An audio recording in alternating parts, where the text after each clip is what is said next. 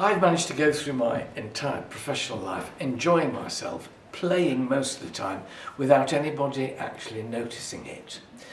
The problem, though, for many people nowadays is once they enter the world, not just of academia, but of a job which majors on their mental faculties, they put aside what they would perceive as play because it seems trivial, it seems as though it's not going to teach them anywhere, go anywhere, build anything.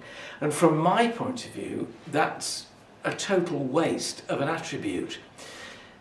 Because I learnt relatively recently, I knew it always applied to me because that's what I always felt, but I learnt this Taoist philosophy, which is head, heart and hand.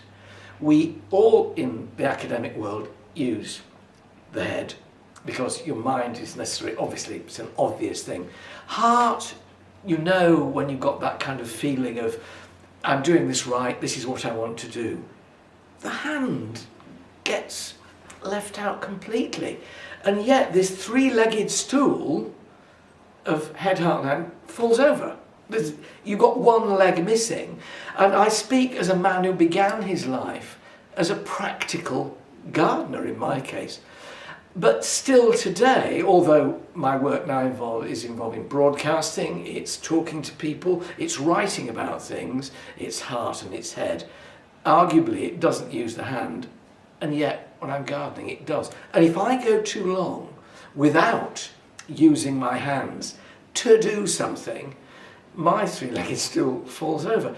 It sounds like a sort of childish way of putting it, but I know how much better I feel when I've done something practical. And it isn't just for people, it isn't just gardening, it's doing something which is connecting that and that with that. And play is, if you like, the simplest way, but the consequences of that play, what it leads to, are far more complex than just doing something. They give you a sense of complete fulfillment because of the dexterity you're using. Now, whether or not that is actually painting something, making something, or changing a plug on a lamp, you have a sense of fulfillment. And you get so many people saying, oh, I'm not practical. You say, I just don't. Well, hard luck you. You are. Mm-hmm. You can be. It's within you. Play enables us to find it. And that, for me, is vitally important. It's the fact that you haven't used it for a while. It's got rusty. Beatrix Potter said, that, great children's story writer, it's important to keep the child in you alive. She didn't say it so that you can go and write children's books, or just so that you can relate to children more. She said it because it's at the heart of your personal fulfillment.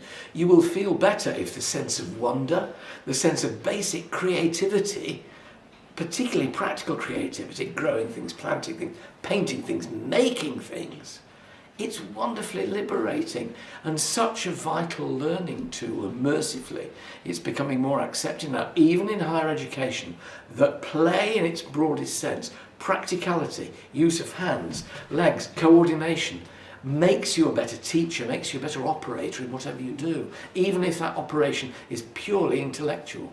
I use playful learning the whole time myself, because when I'm designing a garden and making a garden, it's not just about putting a seed and watching it grow, which is creating in itself, but I'm playing with shapes, I'm playing with form, I'm playing with colour, with texture, all those things. Design is play.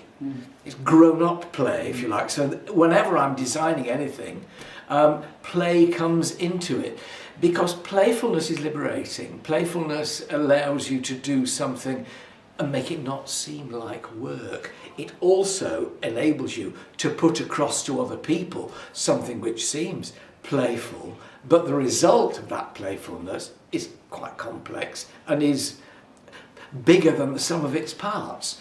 Play is vital. It's so instinctive to people. To put it aside with childhood is a waste of a talent, it's a waste of an implement that can be used in learning, a tool.